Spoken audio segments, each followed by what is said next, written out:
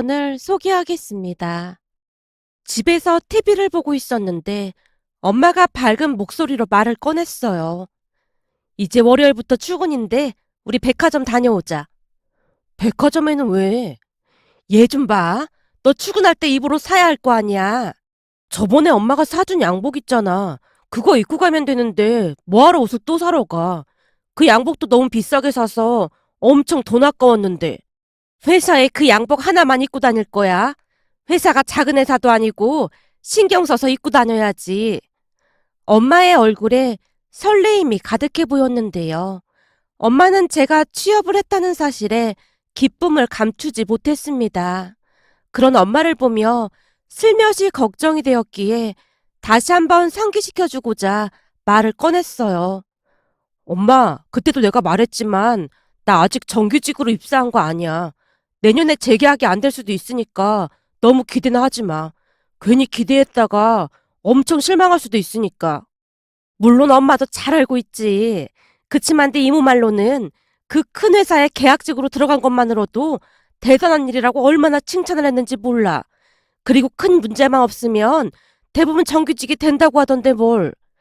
아니야. 내가 듣기로는 이번에도 몇 명은 재계약이 안 됐다고 하더라고. 대기업에서 호락호락하게 사람을 채용할 리가 없잖아. 아들, 긍정적으로 생각해. 그러다 안 되면 그만인 거고, 정규직 전환되면 좋은 거고 그런 거지. 암튼 내가 듣자 하니 입고 다니는 옷도 아주 중요하다고 하더구나. 그러니까 얼른 일어나. 엄마가 옷 사줄 테니까. 엄마가 제 손을 잡아 끌고 있었는데요. 제가 걱정스러운 목소리로 엄마를 말렸습니다. 엄마, 우리가 돈이 어딨다고 백화점에 가서 쇼핑을 해. 그냥 내가 인터넷으로 살 테니까 걱정하지 마. 얘, 너 엄마 무시하는 거니? 엄마 돈 엄청 많거든? 엄마가 서랍장 안에서 봉투 몇 개를 꺼내서 제게 보여주며 활짝 웃고 있었습니다. 웬 돈이야? 이건 할머니가 주신 돈이고, 이건 네 이모랑 외숙모가 너 이번에 취업했다고 기념으로 준 거야. 평소에도 많이 챙겨주시는데 그런 돈은 뭐하러 받았어? 나도 안 받으려고 했는데 다들 억지로 챙겨주는 걸 어떻게 해. 미안하면 첫 월급 타서 네가 잘 챙기면 되지. 그니까 얼른 옷 사러 가자. 평소와 다른 엄마 모습에 거절을 할 수가 없어 엄마를 따라 나가 옷을 사고 돌아왔습니다. 아버지가 세상을 떠난 뒤 엄마와 단 둘이 살고 있었는데요. 아무래도 엄마 홀로 제 뒷바라지를 해야 했으니 그렇잖아도 많이 약한 엄마는 몸이 자주 아프셨습니다. 쉬는 날에는 종일 방에 누워만 있어야 할 정도였으니까요. 집안 형편이 어렵다는 것을 오래전부터 잘 알고 있었던지라 저는 장학금과 학자금 대출까지 받아가면서 대학을 졸업했습니다. 물론 중간중간 외가 가족들께 많은 도움을 받은 건 말할 것도 없었고요. 외할머니는 시골 작은 마을에 사셨는데요. 남의 집 밭일을 하면서 받은 일당을 고스란히 모았다가 제가 내려가면 손에 쥐어주시곤 했습니다. 서준아, 이거 가지고 가서 배 곪지 말고 잘 챙겨 먹어. 네 엄마한테 들으니 대학 다니면서 돈 아낀다고 맨날 라면만 먹는다고 하던데 그러다가 몸 아프면 큰일 나는 거야. 이 할미 말 무슨 말인지 알겠지? 엄마랑 같이 고기도 사 먹고 그래? 할머니가 돈이 어딨다고 맨날 돈을 주고 그래. 나도 아르바이트해서 돈 벌고 있으니까 걱정하지 마. 할미는 네가 잘 먹는 것만 봐도 그냥 배가 불러. 우리 귀한 손주 잘 자라줘서 정말 고맙다. 저를 볼 때마다 할머니는 눈물바람이었습니다. 그런 할머니를 제가 나지막하게 불렀어요. 할머니, 오야 내 강아지. 할머니 내 나이가 몇 살인데 강아지가 뭐야 강아지가. 이 할미 눈에는 맨날 이쁜 강아지야. 할머니 나 올 때마다 맨날 울면 다시는 안 온다. 그래 할미가 앞으로는 절대 안 울게. 라며 할머니가 급히 눈물을 닦고 있었습니다. 세월이 지나 조금씩 머리가 커지면서 할머니의 마음이 고스란히 전해지곤 했는데요. 젊디 젊고 몸도 약한 딸이 남편을 먼저 떠나보내고 홀로 자식을 키우는 모습을 옆에서 고스란히 지켜봐야 했던 할머니의 심정이 어땠을지 충분히 이해가 되고도 남았습니다. 할머니는 허전한 제 마음을 채워주는 세상에서 제일 든든한 울타리였다고 해야 할까요? 힘든 세상살이에 지쳐 할머니가 보고 싶어 찾아가는 날이면 그 누구에게도 배울 수 없는 지혜를 배울 수 있었으니까요. 그런 외가가족들은 제게 있어 정말 소중한 분들이었습니다. 그런 와중에 제 취업 선물까지 준비해 주셨다는 말에 죄송한 마음만 가득할 뿐이었어요. 그렇게 저는 가족들의 응원을 받은 채 월요일 날 첫 출근을 했습니다. 가볍게 인사를 한 뒤 각자 부서로 이동을 했는데요. 제가 인사를 하자마자 다들 환영해주는 분위기였습니다. 하지만 어딘지 모르게 조금은 차가운 기운이 느껴졌는데요. 우선 팀장님이 한 대리에게 제게 일을 가르쳐주라고 지시를 했고 적응할 틈도 없이 바로 일을 배우기 시작했어요. 서준 씨, 잘 들어요. 우리 일은 절대 실수하면 안 되는 일입니다. 세금계산서 처리나 기한지 작성이나 죄다 돈과 관련된 일이니까 정신 바짝 차리고 일을 배워야 할 겁니다. 김 대리님이 친절한 듯 약간은 차가운 목소리로 설명을 해주고 있었는데요. 출근 첫날부터 갑작스레 너무나 많은 업무를 배우다 보니 제가 잠시 넋을 놓고 있었고 김 대리님이 싸늘한 목소리로 질타를 했습니다. 서준 씨, 내가 듣기로는 학교 다닐 때 공부 좀 했다고 들었는데 머리가 정말 좋은가 봐요. 네? 제가 어리둥절한 표정으로 김 대리님을 바라보고 있었는데요. 내가 지금껏 신입사원 일을 엄청 많이 가르쳤는데 메모 안 하고 바로 다 암기하는 직원은 처음이라서요. 그제서야 제가 급히 노트와 볼펜을 꺼내서 열심히 받아 적기 시작했는데요. 첫 출근이라 너무나 긴장을 했던 나머지 잠시 정신줄을 놓고 있었거든요. 김 대리님은 절대 반말을 하지 않았고 매우 친절해 보이는 그런 사람이었지만 왠지 모르게 카리스마가 있는 사람이었다고 해야 할까요? 반면에 조금은 얄미워 보이는 그런 사람이었습니다. 아, 네, 죄송합니다. 한마디만 더 충고하자면 회사에서 죄송합니다를 남발하는 사람도 딱히 좋은 인상을 주지는 못한답니다. 죄송합니다라고 말하기 전에 죄송할 만한 일을 만들면 안 되겠죠. 아, 죄송. 제가 다시 사과를 하려다가 입을 다물어 버리고 말았는데요. 사수인 김 대리님이 보통 사람이 아님을 첫날부터 알 수 있었습니다. 그 뒤에도 김 대리님은 점심시간을 빼놓고 제게 종일 일을 가르쳐 줬습니다. 첫날부터 그렇게 일을 배우는 게 맞는 건가 싶을 정도였으니까요. 그날 집에 돌아왔는데 녹초가 된 채 그대로 잠이 들었을 정도였어요. 문제는 다음날 출근을 했더니 김 대리님이 먼저 회사에 나와 있었어요. 서준 씨, 나는 신입사원 때 선배들보다 먼저 출근해서 정리도 해놓고 어제 배웠던 일도 다시 공부하고 그랬는데 참 그렇네요. 나 때는 신입사원이 선배보다 늦게 출근하는 건 상상도 못했습니다. 김 대리님 입에서 나 때라는 말을 듣던 순간 이게 그 말로만 듣던 꼰대라는 사람이구나라는 생각과 함께 앞으로 회사 일이 참 힘들어지겠구나 싶은 생각이 머릿속을 가득 메우고 있었는데요. 제가 정신을 차릴 틈도 없이 김 대리님이 다시 말을 꺼냈어요. 자, 그럼 오늘은 어제 배운 걸 얼마나 알고 있는지 테스트 좀 해봐야겠네요. 지금부터 잠시 정리하고 있어봐요. 네? 테스트요?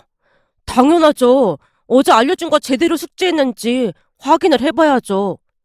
김 대리님의 말에 제 얼굴이 사색이 된 채 급히 메모한 것과 전자문서를 보면서 복습을 하기 시작했는데요.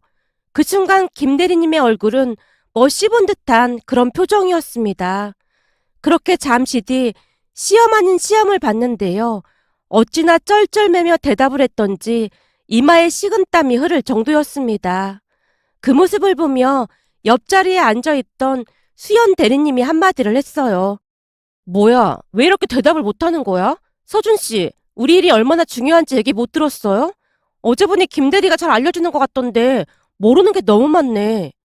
부서 사람들이 제게 잘해주는 듯 했지만 어딘지 모르게 찬바람이 쌩쌩 부는 그런 느낌이었습니다. 결국 저는 하루하루 힘든 시간을 보내야만 했어요. 그에 비해 다른 동기들은 선배들과 커피도 마시고 편하게 일을 하는 모습에 시간이 지나면서 조금씩 불만이 쌓여갈 수밖에 없었습니다. 어느 날은 점심 식사 후 휴게실에서 홀로 커피를 마시고 있었는데요. 제 입사 동기와 그 팀 선배가 제 옆에 자리를 잡고 앉았어요. 서준아, 네가 웬일이야? 오늘은 커피를 다 마시고 있네. 어제 집에서 밤늦게까지 배운 거 복습하느라 잠을 잘 못 잤더니 계속 졸리고 집중이 안 돼서 잠깐 커피 마시러 왔어. 네 사수 김 대리님이 아직도 힘들게 하는 거야? 아니야. 내가 일을 똑바로 못해서 그렇지 뭐. 제가 고개를 푹 숙인 채 커피를 마시고 있었는데요. 제 동기 옆에 앉아있던 그 팀 선배가 조용히 입을 열었어요. 참 이상하네. 김 대리가 깐깐하긴 해도 그렇게 심하진 않았었거든. 근데 요즘 보니 서준 씨한테 유난히도 까칠하게 행동하는 것 같더라고. 저번에 보니까 아주 숨이 막힐 정도던데 나름 잘 버티네. 아닙니다. 제가 일을 잘 못해서 그러는걸요. 제가 잔뜩 기가 죽은 채 대답하고 있었는데요. 평소에도 잘난 척하게 좋아하던 동기가 마치 저를 걱정하듯 말을 꺼냈어요. 진짜 어떡하냐? 내가 보기엔 네 사수 김 대리님이 너 엄청 마음에 안 들어하는 것 같아. 그러게 내가 너 옷 입은 스타일부터 문제라고 몇 번이나 말했잖아. 요즘 누가 그런 싸구려 옷을 입고 다니냐? 내가 딱 보니 김 대리님은 좋은 옷만 입고 다니는 것 같더구만. 이런 대기업에서 근무하려면 거칠에도 많이 신경 써야 하는 거야. 난 너처럼 옷 못 입는 사람은 처음 봤다니까. 그니까 앞으로 옷도 좀 센스 있게 입고 다니고 그래. 신발도 좀 비싼 걸로 사서 신고 백팩도 좀 좋은 걸로 메고 다니고. 요즘 고딩들도 그런 백팩 안 메고 다녀. 동기가 제 모습을 위아래로 훑어보며 약간은 비웃듯 말을 했습니다. 잠시 후 화장실 거울에 제 모습을 비춰보며 엄마가 옷을 사준다고 할 때 그냥 백화점에서 살 걸 그랬나 하는 후회마저 들었는데요.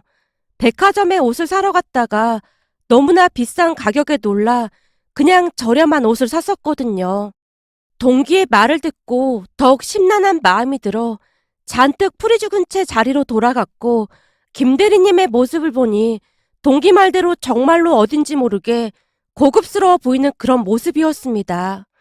그러면서 이런저런 오해를 하게 되었는데요.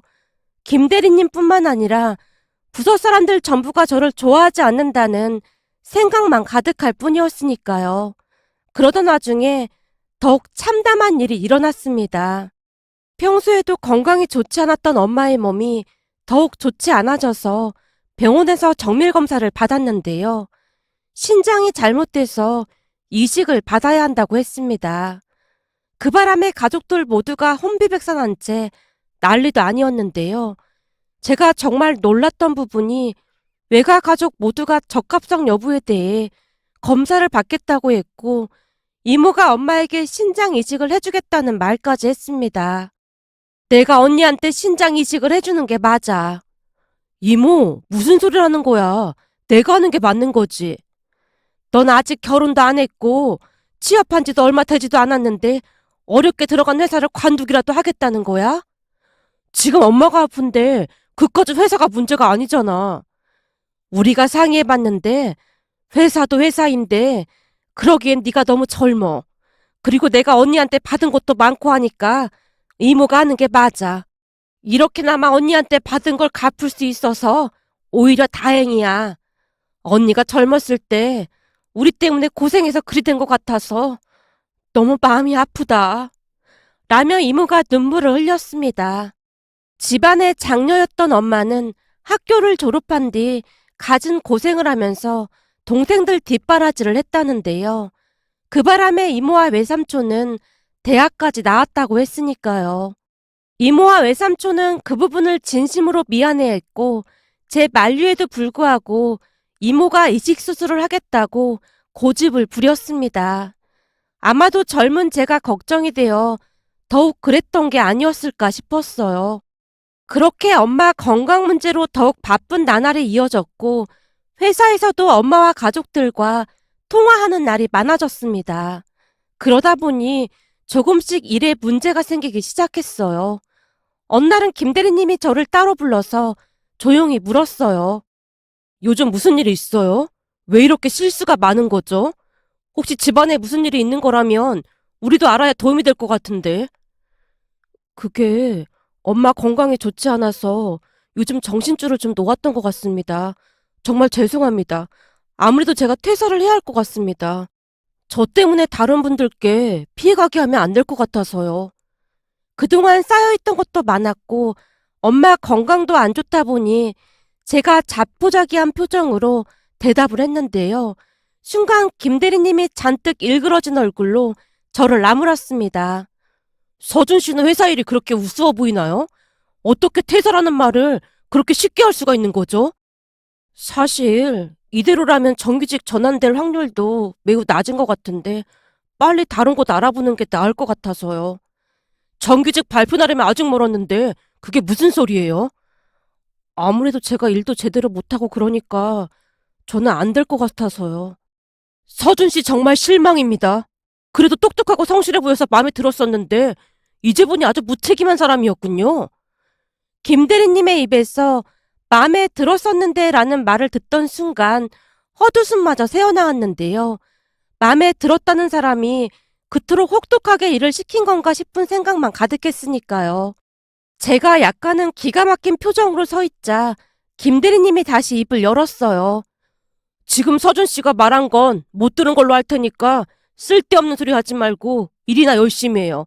참 그리고 조금 있으면 회사 체육대회에 있는 건 알고 있죠? 내가 미리 말해두는데 우리 부서는 뭐든지 1등을 해야 하는 그런 부서입니다. 그니까 미리미리 운동 좀 하고 그래요. 나중에 민폐 끼치지 말고. 김 대리님이 냉소 가득한 목소리로 말을 하고는 자리를 떴는데요. 감정이 전혀 없는 소시오패스가 아닌가 하는 생각마저 들었습니다. 그런데 더 기가 막힌 일은 체육대회가 잡힌 뒤로 부서 회식이 많아지기 시작했어요. 퇴근을 앞둔 어느 날 팀장님이 모두에게 말을 했거든요. 우리 부서가 이번 체육대회는 무조건 1등을 해야 하니까 오늘부터 몸보신 좀 제대로 하자고. 내 말 무슨 말인지 알지? 내가 삼계탕집 예약해놨으니까 다들 먹고 가라고. 팀장님, 이번 달 부서 예산 없는데요? 수연 대리가 급히 말을 꺼냈는데요. 걱정하지 마. 오늘은 내가 사는 거니까. 정말요? 그럼 당연히 가야죠. 자, 다들 같이 가죠. 직원들이 다들 옷을 챙겨 입기 시작했습니다. 하지만 저는 병원에 가야 한다는 생각뿐이었기에 눈치를 보며 조심스레 말을 꺼냈어요. 저는 그냥 가봐야 할 것 같습니다. 나 때는 말이야. 상사가 가자고 하면 세상이 두 쪽 나도 군말 없이 갔었는데 요즘 신입사원들은 폐기인 건가? 아님 눈치가 없는 건지 모르겠네. 우리도 밥만 먹고 갈 거니까 잠깐 들러서 밥만 먹고 가. 팀장님이 약간은 불편한 표정으로 말을 하고는 급히 사무실을 나가버렸습니다. 그 바람에 팀원들 모두가 싸늘한 눈빛으로 저를 바라보고 있었기에 억지로 회식에 참석할 수밖에 없었어요. 하지만 제 마음은 이미 엄마에게 가 있었기에 많이 불편할 수밖에 없었는데요. 음식이 입으로 들어가는지 코로 들어가는지 알 수가 없을 정도였어요. 그런데 식사를 하던 팀장님이 제 그릇에 닭다리를 올려주고는 아무 일이 없었다는 듯이 식사를 하고 있었습니다.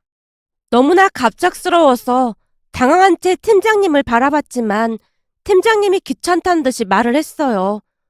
난 밥 먹는데 뭘 그렇게 쳐다봐. 사실 내가 닭다리를 좀 싫어해서 말이야. 난 예전부터 이상하게 이 뻑뻑살이 좋더라고. 건강에도 좋고 말이야. 제 그릇에 닭다리를 올려주는 모습에 혹시나 하고 기대를 했던 제 마음은 산산조각이 나고 말았는데요. 어쩌면 그렇게 말을 기분 나쁘게 하는 것인지 그것도 기술이라는 생각만 들었으니까요. 잠시 뒤 식사를 끝내고 집으로 돌아가면서 속으로 팀장님뿐만 아니라 팀원들 뒷담화를 얼마나 많이 했는지 모르겠습니다. 문제는 그 뒤에도 회식이라고 하면서 장어도 먹으러 다녔고 보양 음식을 참 많이도 먹으러 다녔어요. 물론 저는 억지로 끌려가다시피 가서 음식을 먹고 왔고요. 그렇게 엄마와 이모는 신장 이식 수술을 위해 많은 노력을 했습니다. 특히나 이모는 몸에 안 좋은 것들은 입에도 대지 않은 채 의사가 하라는 대로 하느라 여념이 없어 보였어요. 이모뿐만 아니라 이모부와 이종 사촌들에게도 너무나 미안한 마음뿐이었지만 그 와중에도 이모 가족들은 제가 죄책감이라도 가질까 싶어 많이 신경 쓰는 듯한 그런 분위기였습니다. 거기다 수술비 걱정을 안 할 수가 없었기에 대출을 알아보기 시작했어요. 수술비마저 가족들에게 기댈 수만은 없는 노릇이었으니까요. 그러던 와중에 체육대회 날짜가 다가왔는데요. 정말이지 저는 체육대회에 참가하고 싶지 않았지만 팀장님뿐만 아니라 팀 전체가 어찌나 난리던지 눈치가 보일 수밖에 없었습니다. 출근만 하면 김 대리님이 제게 물었거든요. 서준 씨, 요즘 운동 좀 하고 있는 거 맞지? 이따가 연습 좀 할 테니까 그런 줄 알고 있어. 무슨 일 있어도 우리가 1등 해야 하니까 명심해. 난 어제도 운동을 2시간 넘게 했거든. 김 대리님뿐만 아니라 수연 대리님도 하루에 몇 시간씩 운동을 했다느니 하면서 큰 소리로 떠들어대기도 했습니다. 평소 운동에 운자도 싫어하던 팀장님마저도 연습에 집중하고 있었으니까요. 그 모습을 보며 참 기이하다는 생각마저 들었는데요. 이식 수술 날짜를 받아놓은 엄마를 두고 체육대회에 나간다는 것 자체가 참 기가 막힐 뿐이었거든요. 하지만 제가 대기업에 다닌다는 것을 너무나 좋아하는 엄마를 실망시킬 수는 없는 노릇이었기에 최대한 눈밖에 나지 않으려고 노력하고 또 노력했습니다. 그렇게 체육대회 날이 되었는데요. 팀원들 전체 눈빛이 얼마나 비장하던지 상대팀 직원들이 우리 귀에 눌릴 정도였습니다. 이건 그냥 죽자 살자 달려드는 그런 느낌이었다고 해야 할까요? 한마디로 온몸을 내던진 채 경기에 임하고 있었습니다. 오죽했으면 다른 팀 직원들이 수군대기까지 했어요. 저 팀은 여기에 목숨이라도 걸었대요? 아니 눈빛들이 왜 저 모양이야? 아주 사생결단을 하고 달려드네. 아니 뭔 일이 있는 거야? 우리는 왜들 저래? 저 팀 수연대리 말로는 무조건 1등해서 포상금을 받아야 한다고 아주 난리도 아니더라고. 1등한테 주는 포상금이요? 그 300만 원이요?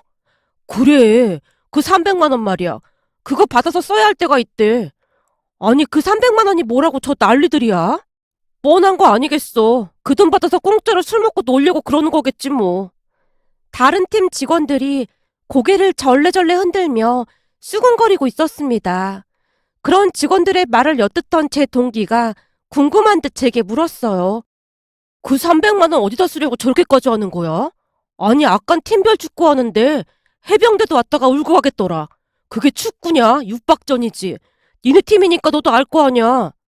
그래봐야 난 계약직인데 나한테까지 말해주겠냐.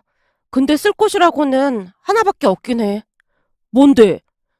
또 회식이나 하려고 하겠지 뭐. 우리 팀 먹는 거 되게 좋아하거든. 근데 또 술은 한 모금도 안 마시는 참 이상한 팀이야. 저도 모르게 툭 하고 한마디를 내뱉다가는 팀원들이 있는 곳으로 이동을 했는데요. 동기가 황당하다는 듯이 바라보고 있는 게 느껴졌습니다. 결국에는 사내 체육대회에서 사상 처음으로 우리 부서가 우승을 하게 되었고 포상금도 받았는데요. 모든 종목을 악바리같이 달려드는 우리 팀 직원들에게 다들 고개를 절레절레 흔들며 피하기 일쑤였거든요. 그렇게 체육대회가 끝이 났고 집에 가려고 짐을 챙기고 있었는데요. 김 대리님이 아주 밝은 표정으로 제 앞으로 다가와서는 한박 웃음을 지으며 말을 꺼냈어요. 서준 씨, 이거 받아. 이게 뭐예요? 포상금이지 뭐긴 뭐겠어. 팀 포상금을 왜 저한테 주시는 거예요? 뭐든 포상금 받으면 막내한테 주는 게 우리 팀 전통이야. 전 그러면 나중에 막내가 밥 한 끼 사던지. 그게 무슨 말씀이세요? 전통이라니요. 그런 전통이 있어. 이 돈은 막내 거니까 필요한댔어. 진짜로 저 주시는 거예요? 라며 제가 얼떨결에 봉투를 받아들었습니다. 봉투를 건네자마자 김 대리님이 급히 갈 길을 가버렸고 집에 돌아가서 돈 봉투 안을 확인해 봤는데요. 돈 봉투 안에는 300만 원이 아닌 500만 원이 들어있었습니다. 놀란 제가 급히 김 대리님에게 전화를 걸었어요. 대리님, 돈이 잘못된 것 같습니다. 제가 알기로는 우승 포상금이 300만 원으로 알고 있는데 500만 원이 들어 있습니다. 그 돈 맞아. 네? 맞다니요. 포상금은 300만 원이었잖아요. 사상 처음으로 우리 부서가 우승했잖아. 그 기념으로 팀원끼리 좀 더 걷어서 막내한테 돈을 더 얹어주기로 했어. 서준 씨는 말이야, 완전 운 좋은 줄 알아. 그럼 나 바쁘니까 이만 전화 끊을게. 라며 김 대리님이 전화를 끊었습니다. 김 대리님이 어찌나 자연스럽게 말을 하던지 저는 정말 그런 전통이 있는 줄로만 알고 있었는데요. 며칠 후 다른 팀 직원에게 물어봤더니 금시초문이라는 말만을 할 뿐이었어요. 그런 전통이 어딨어. 그리고 서준 씨네 팀 평소 체육대회 그런 거 꼴등을 도맡아 한 팀인데 그런 전통이 생길 기회나 있었겠어? 참 무슨 일이래? 난 체육대회 하다가 상대방 눈빛 보고 무서워서 물러선 건 처음이었다니까. 그냥 팀원 전체가 눈이 이글이글 불타오르고 있더라니까. 근데 그 포상금은 어디다 쓰려고 그렇게 안달이 났던 거야? 다른 팀 선배가 오히려 제게 물었을 정도였어요. 그 선배 말을 듣고 가만히 생각해보니 뭔가가 이상하다는 생각이 들어서 김 대리님을 따로 불러서 물었습니다. 대리님, 죄송한데 제가 여기저기 물어봤더니 막내한테 포상금을 주는 그런 전통 같은 건 없다고 하던데 왜 저한테 주신 거예요? 어? 누가 말해준 거야? 라며 놀라서 묻던 김 대리님이 제게 충격적인 이야기를 해줬는데요. 김 대리님 말에 의하면 그렇게 많은 회식을 했던 이유가 저 때문이었다고 합니다. 그러니까 제가 엄마 수술 걱정으로 식사도 잘 못하는 것 같아 보여서 조금이라도 건강을 챙겨주려고 억지로 회식 자리를 만들어서 밥만 먹여서 들여보냈던 거라고 했어요. 거기다 더 기가 막혔던 것은 사내 체육대회 우승 포상금을 꼭 받아야만 했던 이유도 제가 엄마 수술비 때문에 힘들어한다는 것을 어떻게 알았던 것인지 최대한 티를 내지 않고 도와주기 위해서 그랬던 거라고 했습니다. 너무나 놀라서 입이 다물어지지 않을 정도였는데요. 김 대리님이 달래듯 다시 말을 꺼냈어요. 사실 그동안 서준 씨한테 조금 혹독하게 일을 가르쳐 준 것도 내년에 정규직 심사에서 통과하게 하기 위해서였어. 아무래도 업무 관련 지식이 가장 큰 부분을 차지하기 마련이니까. 그리고 내년에는 경쟁이 엄청 치열하더라고. 서준 씨도 알다시피 동기들은 해외 유학도 다녀오고 스펙이 어마어마하잖아. 그러니까 서준 씨는 업무 능력으로 승부를 보는 수밖에 없을 것 같아서 말이야. 그래서 저한테 계속 물어보시고 피드백 받고 그러신 거예요? 맞아. 나 때문에 그동안 많이 힘들었지? 근데 이제는 서준 씨 프레젠테이션 능력이나 보고서 만드는 거 보면 다른 동기들보다 훨씬 뛰어난 거 모르지. 그동안 고생 많았어. 이대로 조금만 더 열심히 하면 다음 정규직 심사 분명히 서준 씨가 통과할 수 있을 거야. 참, 그리고 이건 비밀인데 우리 팀장님 말이야. 닭다리 엄청 좋아하셔. 삼계탕 먹으러 가면 가끔 우리 닭다리 뺏어 먹기도 하시거든. 팀장님이 닭다리 싫어하신다는 것도 다 거짓말이야. 조금이라도 서준 씨 몸보신 시켜주려고 그랬던 거야. 그니까 포상금은 그냥 우리 마음이라고 생각하고 받아. 정 미안하면 다음 정규직 전환에 꼭 합격해서 보답하던지. 난 욕심이 아주 많은 사람이라 내 사람이 반드시 전환돼야 발 뻗고 잠을 잘 수 있거든. 김 대리님 입에서 내 사람이란 말을 듣자마자 그동안 쌓였던 서운한 감정들이 눈 녹듯 녹아내렸고 동료들의 따뜻한 마음에 가슴이 뭉클해졌답니다. 그날 화장실에서 혼자 참 많이도 울었던 것 같습니다. 그동안 팀원들의 마음을 이해하지 못한 채 못난 짓을 참 많이도 했다는 생각만 들었거든요. 결국 그 포상금으로 부족한 수술비와 병원비를 충당할 수가 있었습니다. 거기다 엄마 수술도 성공적으로 잘 되었는데요. 수술을 하고 나온 엄마에게 이모가 큰 소리까지 치면서 말을 했어요. 언니, 이제는 언니한테 빚진 거 다 갚은 거다. 이제 우리 쌤쌤이야. 알겠지? 그 모습에 가족 모두가 뒤를 돌아 눈물을 훔치기도 했는데요. 혹여나 엄마가 미안해할까 싶어 배려하는 이모의 모습에 가족 모두가 큰 감동을 받았으니까요.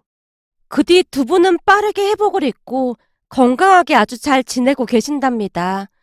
물론 저도 정규직 심사에 통과해서 정규직이 되었습니다. 심사 면접에서 많은 업무적 질문을 받았지만 막힘없이 술술 대답을 했으니까요. 제 모습에 동기들도 다들 놀란 기색이 역력했는데요. 워낙 스파르타로 교육을 받다 보니 정규직 몇 년차 정도의 지식을 알고 있는 거나 마찬가지라고 했으니까요. 결국 스펙만 믿고 설렁설렁 일을 하던 다른 동기들과 제 겉모습에 대해 막말을 하던 동기도 전환이 되지 못한 채 다른 일자리를 구하느라 여념이 없다고 했습니다. 그 모습을 보며 김 대리님뿐만 아니라 부서 직원들에게 그저 감사한 마음뿐이었습니다.